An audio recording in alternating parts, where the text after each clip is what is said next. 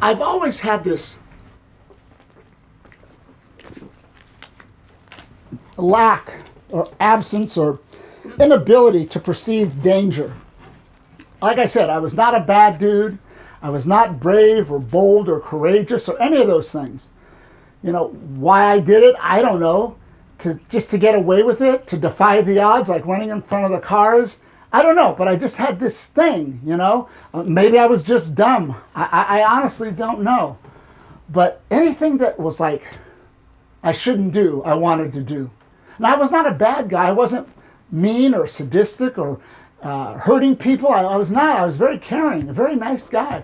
When one of the kids would get beat up by bullies, I'd go try to help him out after. You know, everyone else would run.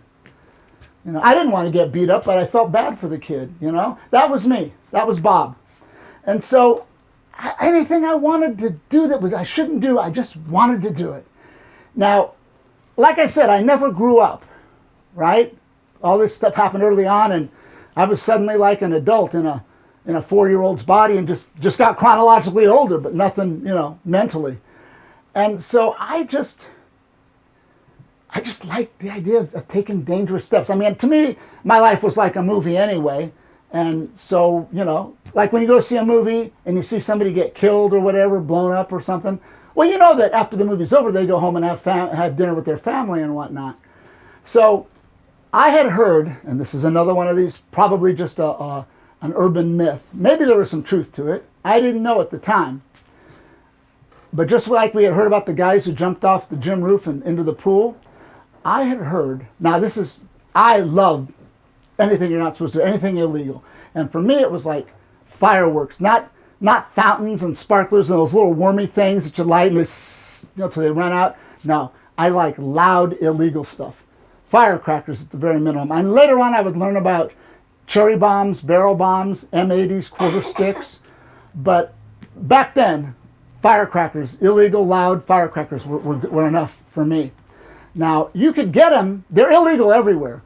And you could get them in lily white, conservative ass, believe everything on the news, San Leandro, but they were 25 cents a pack.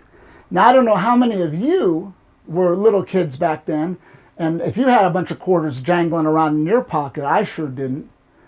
And word had it that if you could get together $8 and you could make your way over to Chinatown in San Francisco, that if you could make a connection with some black market person, you know, they don't sell them openly, that you could get a brick, 80 packs for $8. That's 10 cents a pack. If I could score one of those, I could light off all the firecrackers I wanted and still have enough to sell to the kids and then go buy another brick. I mean, I love firecrackers. I mean, you could light them off one at a time, or you could light off a whole pack of 16 at once. 16 times the fun, but then, you know, your fun is over in the time it takes to light one. And $8 was a fortune, was an enormous sum for me to get together.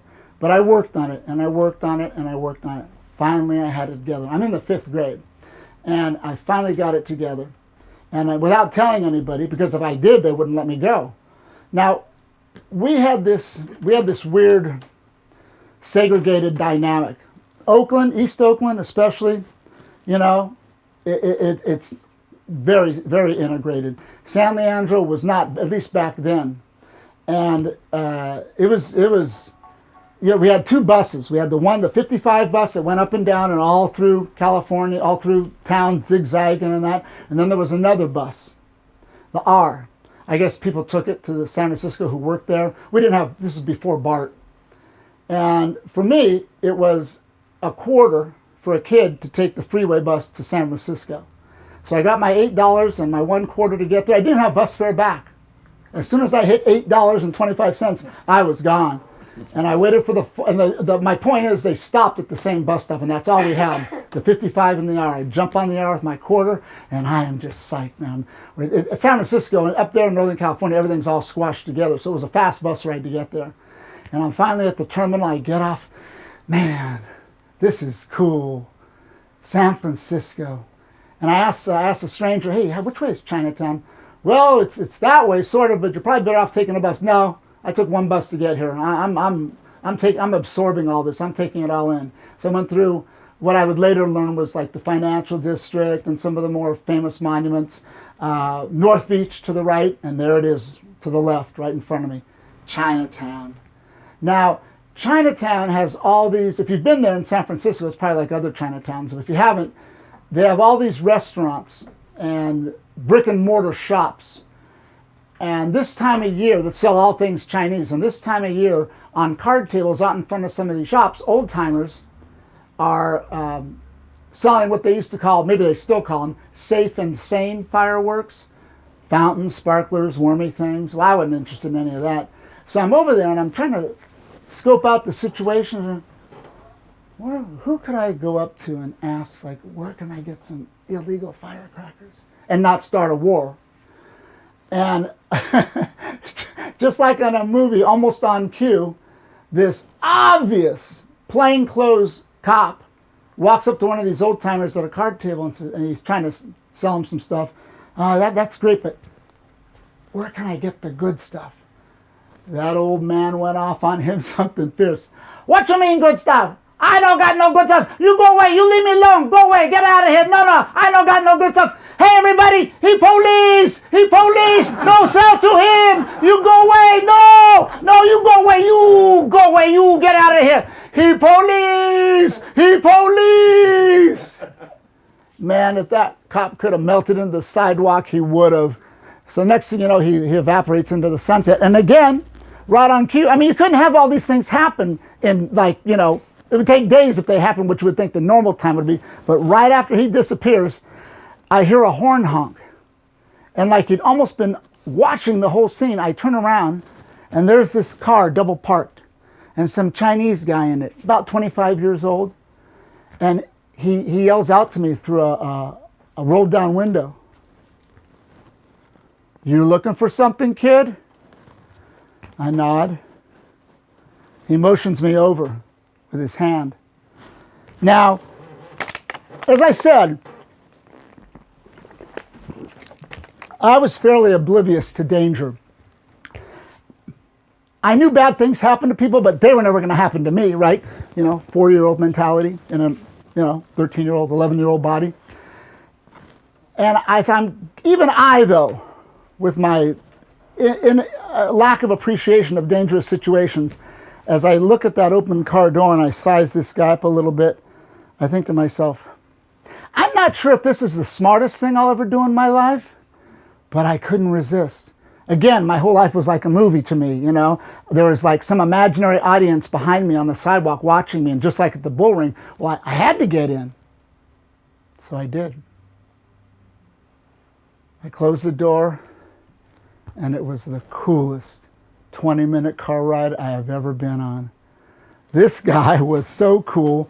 He just starts talking to me like we've known each other all our lives, like I'm part of his crew, I'm one of his posse, you know, in between drags. He starts talking and just, we're not talking about firecrackers or how much or anything like that. We're just hanging out. I could not believe how cool this guy was. I didn't know many cool people. This guy was cool. I mean, so cool that when he didn't grip the knob on a radio, you know, to turn it up like us mortals. He flicked at it, leaning back too. He'd flick at it, and the music got louder. Coolest thing I ever saw. Fonzie had nothing on this guy. So we're driving all around the boonies now. I don't know where we're at, and I somehow think I grew up older, thinking kind of Hunter's Point, sort of near Candlestick Park, but I don't know for sure. And there's nothing out there, no houses, a few scattered buildings, and he pulls up next to this totally broken down, defunct warehouse, broken windows, you know, all locked up. Wait here, kid. I'll be right back. Now, I don't know what's going to happen. This certainly doesn't occur to me, but who knows? This could have been a setup, and another car of gangsters like him, gangbangers, pulls up right next to me and snatches me or something. I mean, it happens. It happened then. It's happened since, tragically. And San Francisco is no place for a kid then or now to be. I mean, this was the late 60s. You know, protests and riots and demonstrations at UC Berkeley and San Francisco State. The Zodiac Killer, Anton LaVey and the Church of Satan, later the Zebra Killer. More stuff. I mean, just stuff kept happening and happening and happening. And I could have, you know, nobody would have known I was even there until I went missing. And here he comes back. None of that stuff occurs to me. A few minutes later, he comes back in, hand under his jacket, tosses me a complete, fresh, unopened brick of firecrackers, 80 packs all stuck together in that kind of waxy paper with the coolest hand-illustrated label the size of the brick. I mean, it was probably mimeoed. It wasn't an original, but it was like some pagoda or some dragon or something. I'd give anything to have that label today. Oh, man, I just held it in my hands. The Holy Grail. I was in such awe, I forgot about even paying him. We start driving, and we're just talking, man, about everything, you know, anything, nothing. I mean, and like, I don't know how he knew this, but he dropped me off at the bus terminal, not back to Chinatown, like if he knew. And I said, oh shit, I better get my money. So I pulled out a 5 and 3 ones, and you know, like a gork, that's a cross between a geek and a dork. Like a gork, I pulled it out, handed it to him, and he doesn't even grab it. He just kind of glances it out of my hand and into the ashtray, like with the knob on the radio. This kid was so cool. And he just smiles at me, and I'm like, again, like I was one of his posse, and I say, well, next time I get $8, he just smiles, nods his head. I get out of the car, shut his door, and he drives off. Now I'm at the bus terminal with no money to get back home. I'm flat broke. What's a kid gonna do to get home? Offer a bus driver a pack of firecrackers? No, I know. I'll panhandle. I've never done it before in my life. So before I could even get my hand up, does anybody, all these adults, all these grown-ups come running over, flocking over to me to give me a quarter. Some give me more than a quarter. In no time, blink of an eye, I've got enough not only to get back home, but to get a real burger on the other side, not some Golden Arches garbage. And there I am, riding on the bus, back across the Bay Bridge, brick of firecrackers under my arm, looking out the window like Eminem in 8 Mile. Yeah, doing dangerous stuff's happening.